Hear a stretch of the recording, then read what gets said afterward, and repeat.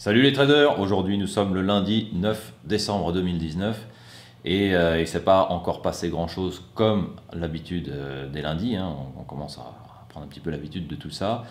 Mais bon, on a quand même pris quelques trades, donc c'est important de montrer ce qu'on a fait et ce que ça rapporte quand même, même quand il n'y a pas beaucoup d'activité.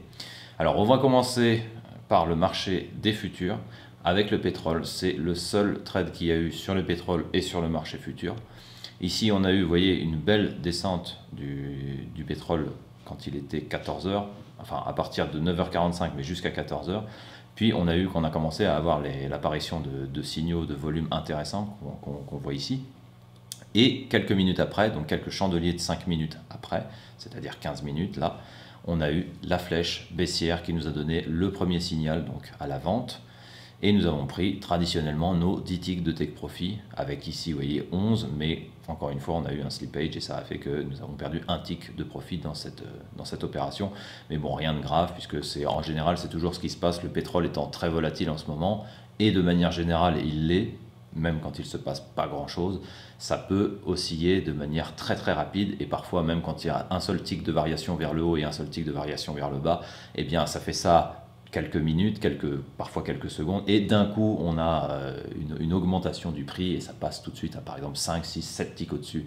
Ça c'est la problématique du marché des futurs.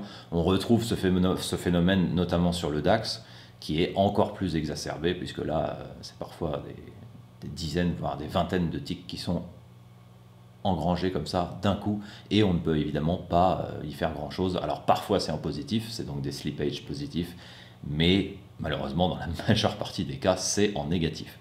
Donc ça il faut toujours le prendre en compte, c'est pour ça qu'une stratégie de scalping, quelle qu'elle soit, il faut toujours prendre en compte bien évidemment les commissions, les spreads, mais également les slippages dus à la nature du trade.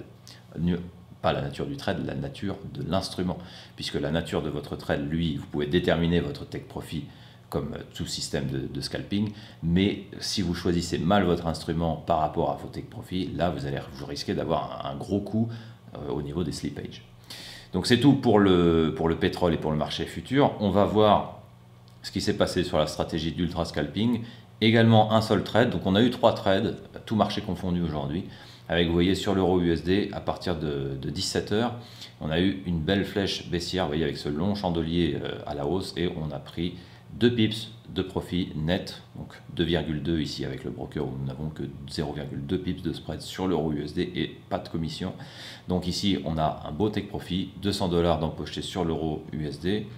Et enfin, dernier trade sur Elementary Forex avec un très beau mouvement là sur l'USD CAD. Vous voyez le premier signal, on a commencé à avoir nos signaux d'achat à partir de la flèche bleue qu'on voit ici à l'écran. Mais vous voyez, les volumes n'avaient pas encore cassé la résistance qu'on voit ici.